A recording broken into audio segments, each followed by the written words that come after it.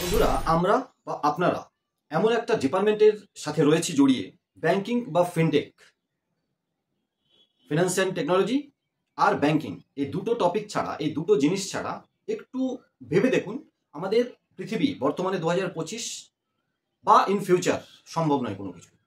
সেখানে দাঁড়িয়ে সেই অতীতের কিছু কথা মনে পড়ে যায়, যেখানে আমাদের বাপ ঠাকুরদাদারা বলতেন যে যত সৎ পথে থাকবে তাকে ততটাই কষ্ট ভোগ করতে হবে। কোনটাই ব্যবসার ক্ষেত্রে আপনি ছোটোখাটো ব্যবসা করতে গিয়ে সেভিংস অ্যাকাউন্টে কিছু এমন লেনদেন করলেন, পয়সা নিলেন, যাতে মিনিমাম একটা প্রফিট করেছেন, কিন্তু কোন অ্যাকাউন্ট থেকে পয়সা এসেছে তার জন্য আপনার টোটাল ব্যাংক অ্যাকাউন্ট ফ্রিজ হয়ে যাচ্ছে, আপনার নামে সাইবার ক্রাইম কেস হচ্ছে, লাখ লাখ টাকা খরচ করে সেই কেসের থেকে আপনাকে বাইরে আসতে হচ্ছে। অথচ কোটি কোটি টাকা, কোটি কোটি ডলার, কোটি কোটি ইন্ডিয়ান টাকা মেরে দিয়ে রাজস্থানের 10,000 কোটি হোক বা আমাদের কালীনারায়ণপুরের 1200 কোটি দেশের বাইরে পালিয়ে যাচ্ছে, কোনো কথা নেই। চেষ্টা করছে সরকার, ডিপার্টমেন্ট চেষ্টা করছে, কিন্তু ফেল। বন্ধুরা, ক্রিকেট নিয়েও ব্যবসা হচ্ছে। বিসিসিআই, ভারতবর্ষ না সারা পৃথিবীর সব থেকে বড় বোর্ড, কি এমন কাজ করে আমি জানি না, ট্যাক্স থেকে নাকি ছুট, তাদের কোনো ট্যাক্স দিতে হয় না ভারত সরকারকে। অথচ আপনি 2.5 লাখ টাকা 3 লাখ টাকার উপরে ইনকাম করলে আপনাকে ট্যাক্স দিতে হবে। আর কোটি কোটি কোটি টাকা বিসিসিআই খরচ করছে, ইনকাম করছে, ক্রিকেটের উপরে বেশ করে জুয়ো চলছে। আমাদের ব্যাংকিং ফিনটেকে L1 ডিভাইস ব্যান হয় সিকিউরিটি মেজারমেন্ট লেভেল পার করতে না পারার জন্য।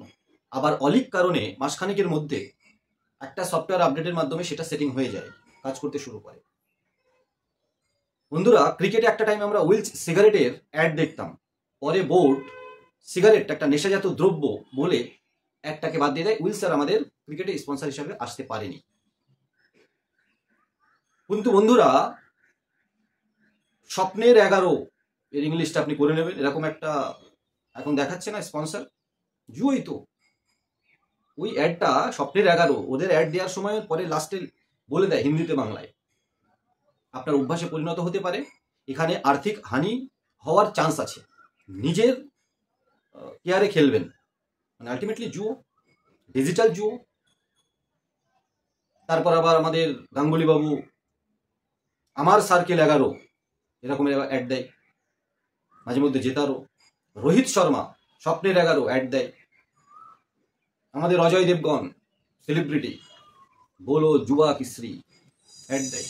সালমান খান এরকম ছুড়ে দিয়ে অ্যাড দেয় না এরকম।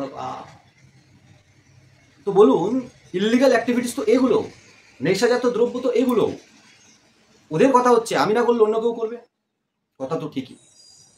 আবগারি দপ্তরের উপর রাজ্য সরকার কেন্দ্র সরকার চলে, মদ বিক্রি না হলে রাজ্য সরকার চলতে পারবে না, কেন্দ্র সরকার চলতে পারবে না। গুটকা সিগারেট বিক্রি না হলে এত ইনকাম আসবে কোথা থেকে? ওর তো প্রচুর ট্যাক্স নেয়, নিয়ে সরকারি যোজনা চালাতে হবে নেতা মন্ত্রীদের। ইল্লিগাল অ্যাক্টিভিটিস তো নেতা মন্ত্রীরাও করে। চারা ঘোটালায় আমাদের লালুবাবু ঘুরে আসলো, চারা ঘোটালায় টাকা কিন্তু তার কাছ থেকে কতটা বের করা গেছে কেউ জানে না, সেই টাকা ফেরত পেয়েছে কিনা, সেই ঘোটালার কি হলো, সেসবের কোনো হিসাব হবে না। যেমনটা চাকরি দেওয়ার নাম করে নেতা মন্ত্রীরা লাখ লাখ টাকা খাচ্ছে, সেটা অন্যায়, একদম অন্যায়, সত্যিই অন্যায়, সাজা দেওয়া উচিত। প্রুভ করা খুব মুশকিল। সেরকমটা সেন্ট্রাল গভর্নমেন্ট বা রাজ্য সরকার দেখবেন মাঝে মধ্যে চাকরির অ্যাড দেয়, জেনারেল কাস্টের 500 1000 ফিস, SC ST একটু কম। চাকরি কবে হবে? কয়েক বছর পর, রিটেন, ভাইবা, ইন্টারভিউ, তারপরে কোর্টের স্টে। কিন্তু চাকরি হবে কি হবে না, কয়জন পাবে কি পাবে না, খেলাটা কিন্তু ওই চাকরি দেওয়ার অ্যাড দেওয়ার সময় কয়েকশো কোটি টাকা ঘরে তুলে নেয়। তারপরে চাকরির প্রসেসটা করতে কয়েক বছর চলে গেল, তার ভিতরে আবার মানে একটা রিসাইকেল। মানুষকে ঠকিয়ে যে যত ইনকাম করতে পারবেন করে নিন, এরকমই একটা সিচুয়েশন আমাদের চলছে। আর যারা আমরা এর বাইরে রয়েছি, আপনাদেরকে সাবধান করার চেষ্টা করছি, আপনাদের সাথে ইল্লিগাল অ্যাক্টিভিটি যেন না হয় তার চেষ্টা করছি। আমরা পেছনে থেকে যাচ্ছি, আপনি পেছনে থেকে যাচ্ছেন, তার মানে এই নয় যে আপনি ইল্লিগাল অ্যাক্টিভিটিস করবেন, কারণ করলে আমরা তো সাধারণ মানুষ, কেস খেয়ে যাবো, সাইবার ক্রাইম কেস খাবো, তাই না? বন্ধুরা, একটা কথা ভাবুন, ইউটিউবারদের মধ্যে অনেকে আছে বাংলার বাইরের, আমাদের পাশের আশের জেলার।